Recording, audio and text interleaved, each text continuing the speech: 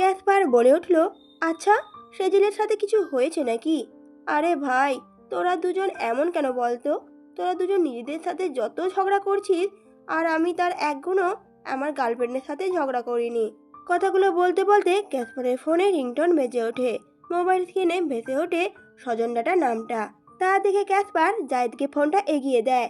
জায়েদ যখন দেখে Sejjil call করেছে, তখন তড়িঘড়ি করে কলটা রিসিভ করতে যায়, কিন্তু সেখানেই বাদে বিপত্তি। কল রিসিভ করতে গিয়ে ভুল করে কেটে যায়। কিন্তু অপর পাশে কলটা কেটে যাওয়ায় সেজেল রাগে কটমট করে ওঠে আর বলে ওঠে, শালা, আমি নিজে থেকে কল দিলাম, তাও ধরলো না। আমি আর কোনোদিনও ওর সাথে কথাই বলবো না। হুম। কথাটা বলেই রেগে বসে থাকে। এদিকে কলটা কেটে যাওয়ায় জায়েদ আবারও সেজেলের নাম্বারে কলটা দেয়, কিন্তু সেজেল রাগ করে নিজের ফোনটা অফ করে দেয় বলে আর ফোনটা ধরা হয় না। জায়েদ এবার রেগে নিজে নিজে রাগ করতে থাকে। এদের দুজনের কাণ্ড ক্যাসপার চুপচাপ বসে বসে হাঁদারামের মতো সবকিছু দেখতে থাকে। ভার্সিটির আঙিনায় রাউসাদ এর হাত ধরে হাঁটছে পুতুল। পুতুল আজ অনেক খুশি। রাউসাদ নিজে থেকে তার নিজের ভার্সিটিতে নিয়ে এসেছে। গাড়িতে যেতে যেতে রাউসাদ বলে ওঠে পুতুলকে, কি বলেছিলাম মনে আছে তো পুতুল? একদম দুষ্টুমি করবি না, লক্ষ্মী হয়ে থাকবি। পুতুলের সাথে সাথে বলে ওঠে, ঠিক আছে পুতুল বর, তুমি একদম চিন্তা করো না, আমি একদম দুষ্টুমি করব না। তারা কলেজে পৌঁছে যায়। রাউসাদ পুতুলকে নিয়ে নিজের কেবিনে ঢুকতে যাবে, ঠিক তখনই পুতুল বলে ওঠে, পুতুল বর, আমি একটু জায়গাটা ভালো করে ঘুরে দেখতে চাই। রাউসাদ কিছু ভেবে বলে ওঠে, আচ্ছা তুই এখানেই দাঁড়া, আমি একটা কাজ সেরে এখনই আসছি। এরপর আমি তোকে পুরো ক্যাম্পাস ঘুরে দেখাবো, কেমন? কথাটা বলেই রাউসাদ কেবিনে ঢুকে যায়। প্রিয়া এতক্ষণ দূরে দাঁড়িয়ে সবকিছু দেখছিল। রাউসাদকে যেতে দেখেই প্রিয়া পুতুলের কাছে এগিয়ে আসে।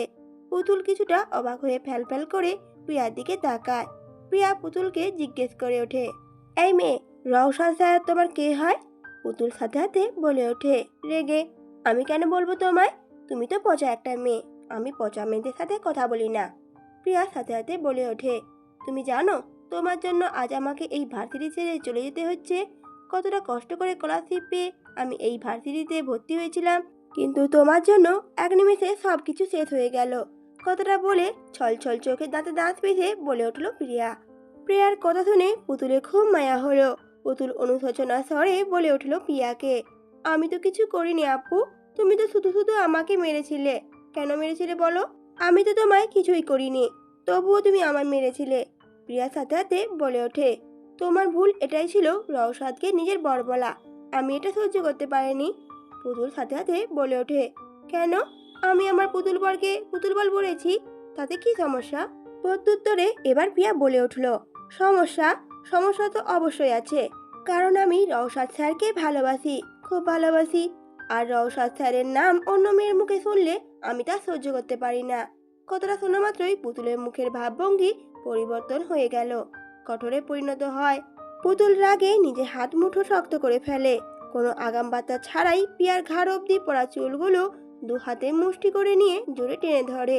পুতুল এভাবে চুলের মুঠি ধরায় প্রিয়ার খুবই ব্যথা পায়, ফলে ডুকরে কেঁদে ওঠে। পরক্ষণে প্রিয়া নিজের হাত শক্ত করে নিয়ে পুতুলের চুল ধরতে যায়, কিন্তু প্রিয়ার হাত সেখানেই থমকে যায়। চোখগুলো বড় বড় করে পেছনে তাকিয়ে ঢোক গিলে নেয় প্রিয়া, কারণ পেছনে দেয়ালে ঘেঁষে দু হাত বুকের সাথে জড়িয়ে তীক্ষ্ণ চোখে দাঁড়িয়ে আছে রওশাদ। রওশাদকে দাঁড়িয়ে থাকতে দেখে প্রিয়ার আর সাহস হয় না পুতুলের চুলে হাত দেওয়ার। পুতুল টান দিয়ে প্রিয়ার মাথা থেকে এক গোছা চুল ছিঁড়ে হাতে নিয়ে আসে। প্রিয়া ব্যথায় নিজের মাথায় হাত দিয়ে কান্না করে ওঠে। পুতুল চোখ মুখ শক্ত করে তখন প্রিয়াকে বলে ওঠে, যে আমার পুতুল বরকে আমার কাছ থেকে কেড়ে নিতে চাইবে, আমি তাকে ছাড়বো না, ঠিক তোমার মতোই শাস্তি দেব। কথাগুলো বলেই পুতুল রাউসাদের দিকে তাকায়। রাউসাদ এখনো শান্ত দৃষ্টিতে তাকিয়ে আছে পুতুলের দিকে। পুতুল হঠাৎ ফুপিয়ে কেঁদে ওঠে রাউসাদকে দেখে। রাউসাদ তড়িঘড়ি করে এগিয়ে আসে পুতুলের দিকে। পুতুল তখন নিজের হাত এগিয়ে দিয়ে ঠোঁট ফুলিয়ে কেঁদে ওঠে বাচ্চাদের মতো করে, পুতুল বর, চুল টানতে গিয়ে দেখো আমি হাতে ব্যথা পেয়েছি। রাউসাদ পুতুলের হাতে ফুঁ দিয়ে আলতো করে আদর করে দিয়ে বলে ওঠে, খুব লেগেছে না জান? চিন্তা করিস না, সব ঠিক হয়ে যাবে।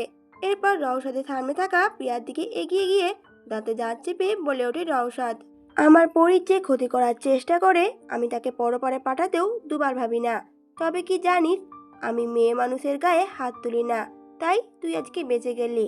কথাগুলো বলেই রাউসাদ পুতুলের হাত ধরে সেখান থেকে চলে যায়। আর প্রিয়া সেখানে দাঁড়িয়ে দাঁড়িয়ে কাঁদতে শুরু করে। রওশাদ পুতুলের হাত ধরে নিয়ে এসে ভার্সিটির গেটের সামনে এসে দাঁড়ায়। পুতুল রওশাদের একটা হাত ধরে টান দেয়, কিছু একটা যেন বলতে চাচ্ছে। রওশাদ পুতুলের দিকে প্রশ্নময় দৃষ্টিতে তাকায়।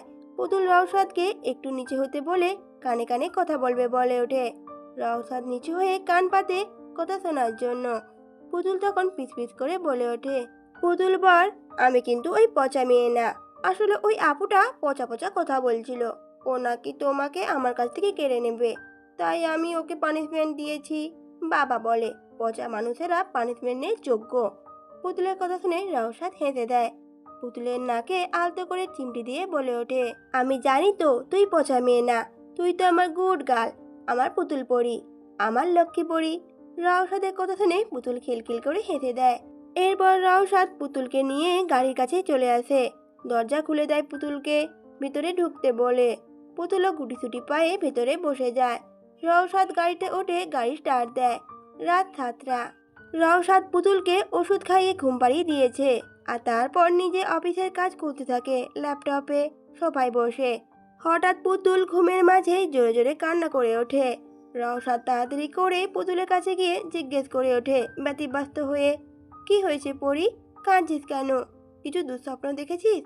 পুতুল তখন কাঁদতে কাঁদতে বলে ওঠে, আমি তো আপনি দেখলাম ওই পচা আপু তোমাকে আমার কাছ থেকে কেড়ে নিয়েছে। আমি ওই পচা আপুকে ছাড়বো না, তুমি দেখে নিও।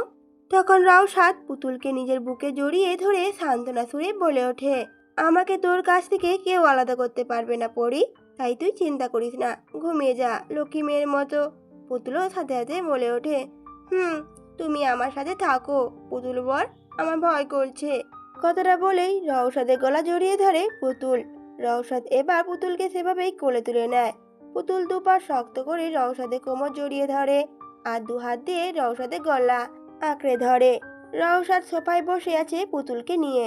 পুতুলের পিঠে হাত বুলিয়ে বলে ওঠে, চিন্তা করিস না পরি, আমি তো আছি, এবার ধীরে ধীরে ঘুমিয়ে যা। পুতুলও সেভাবেই শক্ত করে রওশাদের গলা জড়িয়ে ধরে ঘুমিয়ে যায়।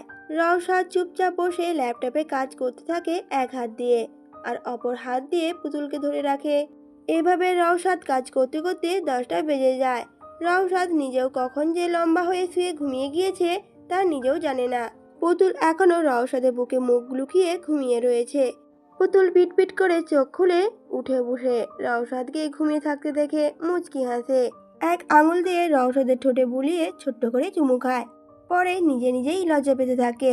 পরক্ষণে পুতুল কিছু একটা ভেবে আস্তে আস্তে রওশাদের উপর থেকে উঠে চলে যায়। সকাল 6টা 30। সূর্যের আলো জানালা ভেদ করে ঘরে পড়তেই রওশাদ নিজের চোখ খোলে। আশেপাশে তাকিয়ে দেখে পুতুল নেই। রওশাদ বাইরে আসতেই দেখে পুতুল এবং মিস বেগেনসা দুজনে মিলে একসাথে টেবিলে নাস্তা সার্ভ করছে। রওশাদকে দেখে পুতুল খুব খুশি হয়ে এগিয়ে এসে বলে ওঠে, পুতুল বর, দেখো আমি নিজে আজ তোমার জন্য প্লেটে খাবার বেড়েছি, তুমি খাবে তো? রওশাদ কিছুটা অবাক হয়, কিন্তু সাথে সাথে খুশিও হয়। রওশাদ মুচকি হেসে টেবিলে নাস্তা করতে বসে। রওশাদের পাশে দাঁড়িয়ে আছে পুতুল। পুতুলের খাবার সাজানো দেখে পুতুলের বেশ প্রশংসা করে। এরপর রওশাদ খেতে নেবে, ঠিক তখনই রওশাদের ফোন আসে। রওশাদ ফোনটা কানে ধরেই থমকে যায়। নিউজে হেডলাইনে চোখে পড়তেই মুখ শক্ত হয়ে ওঠে। ভার্সিটির শিক্ষার্থী প্রিয়া চৌধুরী আত্মহত্যা করেছে। সবার মধ্যে ভার্সিটি থেকে বুলিংয়ের অপরাধে রাস্টিকেট করায় প্রিয়া এমন সিদ্ধান্ত নিয়েছে। রওশাদ কিছুক্ষণ নিঃশব্দে ফোনের দিকে তাকিয়ে আছে, চোখে স্পষ্ট বিস্ময়। রওশাদকে এভাবে ফোনের দিকে তাকিয়ে থাকতে দেখে পুতুল কৌতূহলী হয়ে উঁকি মেরে বলে ওঠে, পুতুল বর, কি দেখছো তুমি? পুতুলের কথা শুনে রওশাদ কিছু না বলে ফোনটা একটু ঘুরিয়ে দেয় পুতুলের দিকে।